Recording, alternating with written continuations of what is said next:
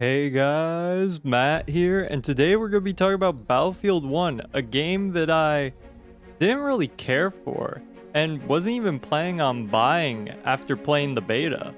When I played the beta, both me and the majority of my friends kinda just found the game to be boring. I didn't like how bailing out of aerial vehicles took longer, the weapon variety felt worse than the last 3 Battlefields I played, and the map they gave us in the beta felt just kinda bland. Then when I picked it up a year after release, I tried out the campaign, which at first really kept me engaged with the war story through Mud and Blood, but ultimately disappointed me when I realized I wouldn't be continuing that story. So now you're probably wondering, how the hell did I go from disliking almost every aspect of this game to then calling it the last great Battlefield? Well, let's start by going over the campaign.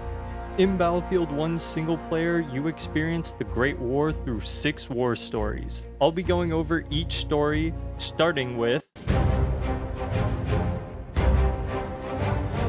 Storm of Steel is the prologue of the game, taking place in France where you play as several Harlem Hellfighters as they defend their position against seemingly endless waves of German soldiers. Each time you die, you take on the role of a new member of the Hellfighters, until 2 men from separate sides have an unspoken ceasefire. This really leaves an impact on the player, showing them the dangers of war and that not everyone gets to make it back home alive. One thing that really stood out to me was how much stress, anxiety, and fear they were able to capture in this one cutscene. This soldier knows his chances are slim, but he pushes on because he knows that's all he can do if he wants to ever see the sunrise again.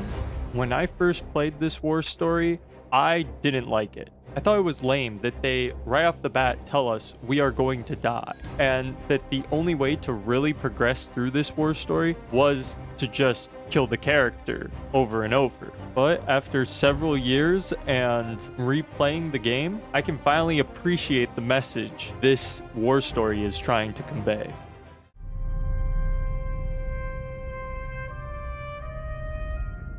Through Mud and Blood is the first actual story in the campaign. Taking place late in the war, during the Battle of Cambrai, you assume the role of Daniel Edwards, a British recruit joining the crew of a Mark V land ship dubbed Black Bess as the new tank driver. Inexperienced in driving the unreliable vehicle, Edwards is given a trial by fire with his first mission, which is to push through the German lines to reach the town of Cambrai and help capture strategic positions as well as destroy artillery batteries.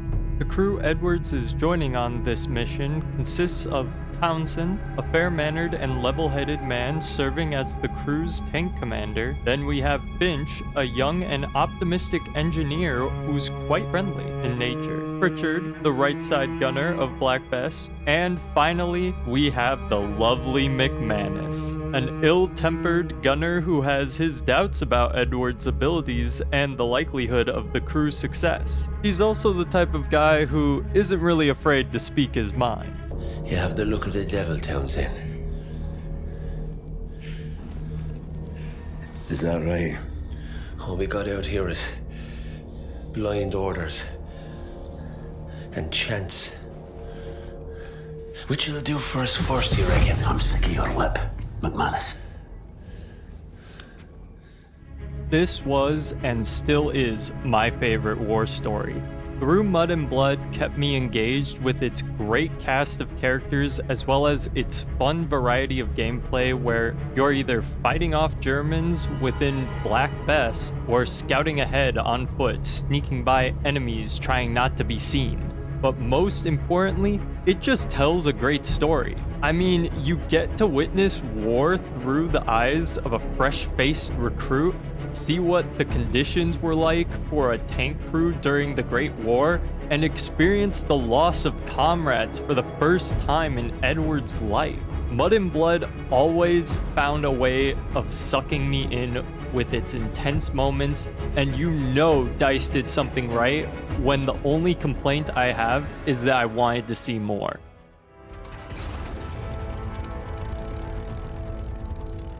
For this war story, players assume the role of Clyde Blackburn, an American pilot and gambler who is very deceitful in his behavior. If you asked me to name my biggest fault, I'd have to tell you, I'm just not a very honest person. Clyde poses as George Rackham, an officer in the Royal Flying Corps. Blackburn is tasked with flying a Bristle F-2B along with a gunner/photographer named Wilson in various reconnaissance and combat missions around the western front of the war. First off, Clyde and Wilson are fantastic. They have such a good dynamic, with Clyde being the reckless gung-ho type, while Wilson is more cautious and by the books. And yes, I know, it's sort of a generic dynamic, but damn it, when it works, it works. And at the beginning of the story, I thought that's what it was going to be. Generic. I thought it was going to be the stereotypical buddy duo story that was trying to convey a message like, oh, there's good in even the shadiest of people. But oh boy, was I wrong, and frankly, you'll just need to play it to know what I mean. As for the gameplay in this war story, it's okay. I really enjoyed the stealth combat after your plane goes down, but sorry, I'm just not a fan of flying missions in most shooters. But what's really interesting is how little the primary form of gameplay impacted my overall enjoyment of Friends in High Places. I found Through Mud and Blood to be all around good, but Friends in High Places, for me, just had a fantastic story that allowed me to look past the gameplay I'm not a fan of. But if I was a fan of aerial combat, I could 100% see this war story being my favorite.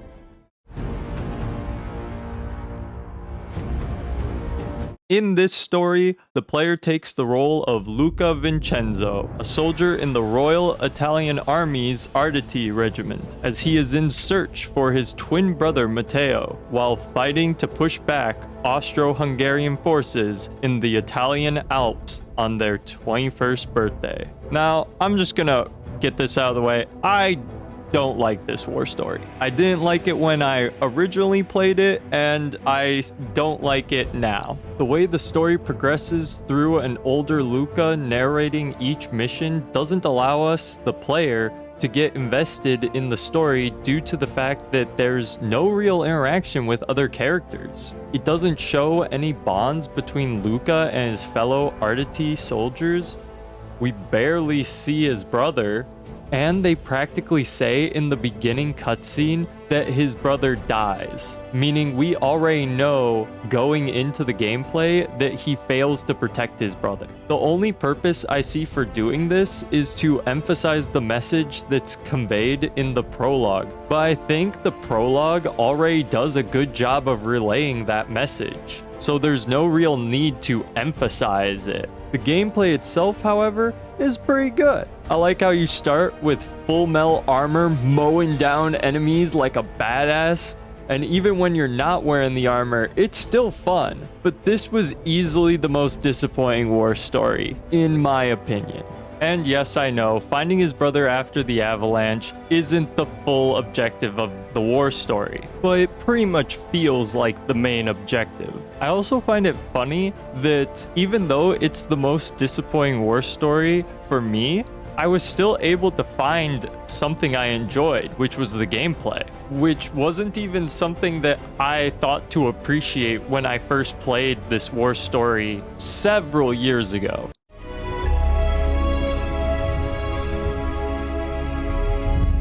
In this story, the player assumes the role of Frederick Bishop, a message runner in the Australian and New Zealand Army Corps during the British Army's landing at Gallipoli. Against Bishop's wishes, along with him is Jack Foster, a newly recruited message runner for the Australian and New Zealand Army Corps. He also lied about his age to get past conscription, just so that he can meet his hero, aka Bishop. At the very beginning of Runner, the characters kind of reminded me of the movie Up, with Bishop being a grouchy old man like Carl, and Foster being an excited young kid like Russell. Whoa, where do you think you're going? With you. Level you going. Yeah, okay, you're staying here. However, after the first mission, their dynamic sort of shifts to something closer to a father-son situation, which I'm totally down with. The environments are also fantastic, from the beach where you're charging into combat to creating a distraction for troops to retreat. It all looks so good. You know, I think the only complaint I really have about this war story is just how oblivious the AI felt. I don't know if it was just my game or what, but it literally felt like the enemies couldn't see me unless I was practically right in front of them during stealth portions. But yeah, overall, it was an absolute joy to play, and that ending, ooh, satisfying. So satisfying. This is the last war story of the campaign.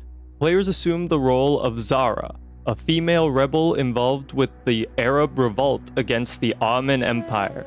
Acting as the right hand of T.E. Lawrence, the rebel assists in securing weapons and supplies as Lawrence's band of fighters prepares to face the Ottoman Empire's armored train that's been absolutely slaughtering the rebels during the war. Now, the characters are pretty easy to go over. Lawrence is a lone British soldier who's more calm and collective, whereas Zara is shown to be very passionate about the cause, but is more on the aggressive side of things. We'll all be free to die. You animal! Zara! First off, Nothing Is Written is fantastic. It tells a pretty cool story, where it's sort of a battle between man and machine, with the rebels sort of being stuck in the past, while the Ottoman Empire is using their advancements in technology to their advantage. For example, the Ottomans have things like tanks and trains, while you have, well, horses. It's also a bit of an underdog story, since the rebels consist of small units fighting for their future and freedom against an entire empire. And the gameplay is awesome in Nothing Is Written. For the first time in the single player, you get to ride a horse into combat, which not only controls well, but offers a whole new way of traversal. Infiltrating each location by night was a fun time, sneaking in and taking out the Ottoman soldiers and stealing all 3 message capsules, since you decided where you wanted to start. And that final battle, ooh, gotta love it. All in all, this was another solid war story that brings a lot to the table, and I'm so happy I gave it another shot. She likes it when you swear, boy! After playing through each war story several years later and trying my hardest to throw all prior opinions to the wayside, I was finally able to appreciate the single player as a whole, despite the fact that I'm not a fan of campaigns consisting of multiple short stories or flying missions. Now, I still think we could have gotten an incredible experience if they just followed the tank squad after the events of Through Mud and Blood, but I can't deny the fact that each story offered its own unique perspective on the war with vastly different objectives and playstyle that I or anyone else wouldn't have seen had they just stuck with one group of soldiers. We have taken objective apples. Now, before we get into this part, I just gotta get this out of the way. I didn't get the true Battlefield 1 experience when going back to this game for this video. A lot of the modes that I wanted to play because they were exclusive to Battlefield 1 are just no longer playable due to the fact that, well, no one's playing them. There are no servers available for these modes. Also, Battlefield is the type of game that I really like to play with my friends. It's one of the reasons why I play Battlefield, is to just chill with my friends and do goofy stuff in the multiplayer. However, most of my friends do not own Battlefield 1, and the ones that did, only one of them was able to play the game with me before I started working on the video. So yeah, I just want to get that out of the way, so let's continue on with the multiplayer. Multiplayer has 2 new standout modes, one being War Pigeons, a unique game mode where a war pigeon will spawn on the map Two teams must then fight to capture the pigeon, then survive long enough to attach a message to it and safely send it into the skies. The other is Operations, which is sort of a combination between Rush and Conquest, where an attack team must capture two flags and hold them simultaneously. Once they do, the map shifts forward and they must repeat the process over and over till they win. Then you have your standard modes like TDM and Conquest, which play pretty damn well. Now, this is pretty good stuff, but other than those two game modes, the multiplayer is pretty much standard Battlefield, at least at its core, and this isn't me knocking it for not reinventing the wheel. This is me being happy. Happy that at its core, the multiplayer has that sweet, sweet Battlefield gameplay I love. However, there are some things that kind of bug me. The gun customization feels pretty neutered compared to the past few Battlefields. I remember just how much fun it was to unlock everything for a weapon in Battlefield 4 and mix and match all the attachments to find the best build, tweaking each class to get it just right. In Battlefield 1, you just buy a gun and there you go. And yes, being able to change the sight and change the magnification and add a bayonet are all well and good, but it's just not the same. Then there's the point system. The way you unlock weapons with points you earn feels like a worse version of the original Black Ops COD point system. You earn war bonds by leveling up in multiplayer, and that's it. Black Ops 1 had you earn COD points through contracts, getting kills in matches, wager matches, and even through your overall match performance. So it would have been nice to see something like that in Battlefield 1, since it would have provided so much more excitement whenever you earned war bonds, and so much more replay value to the multiplayer. Other than that, I only have minor complaints, like how vehicle spawns are kind of bad. It's hard to find a server with a good variety of maps in its rotation, and how the only mode you can play now seems to be Conquest, which is my favorite game mode, but it's still a little upsetting that I didn't at least get to try out some of the other modes Battlefield 1 has to offer, like War Pigeons or Operations. For those, I just had to look up gameplay and watch someone else play it. Despite this, I still really enjoyed my time with multiplayer, and frankly, how could I not? The sound effects as well as the visuals are amazing and really makes each match feel so immersive. Riding a horse into battle with a frickin' sword makes you feel like a badass. The bayonet charge is really cool. The gunplay is also pretty solid. I mean, sometimes it does feel like I'm shooting a laser, but overall, I like it. And most importantly, the maps are well designed, giving players so many areas to have hectic and intense battles, while also providing a few spots for you to chill and let your squad group up without the fear that a large enemy force will absolutely destroy you. Although that's still kinda there a little bit. I'm gonna be completely honest. I'll probably continue to play this game well after I'm done with this video. And hey, if the Great War interests you as a setting for a game, and if you're a fan of Conquest, then I'd recommend you do the same. Especially since the game is really cheap right now, so there's no reason not to give it a shot. In conclusion, Battlefield 1 is still not my favorite Battlefield in the series, but with its overall compelling war stories told through the single player and its pretty polished multiplayer that's jam-packed with content as well as fun gameplay, not to mention those beautiful visuals from the Frostbite engine and the sound effects that keep you highly immersed in the gameplay, it's practically impossible to not give this game the title of the last great Battlefield, especially when compared to the mediocre release of Battlefield 5 and the catastrophic launch of 2042. Thank you guys so much for watching. If you liked the video, drop a like, subscribe, and I got a few more videos planned before the end of 2022, so I'll see you guys in the next one. Also, once again, I'd like to apologize. I got a little sick. I had family over as well, so sorry for this video getting out so late. But anywho, yeah, that's about it. Peace.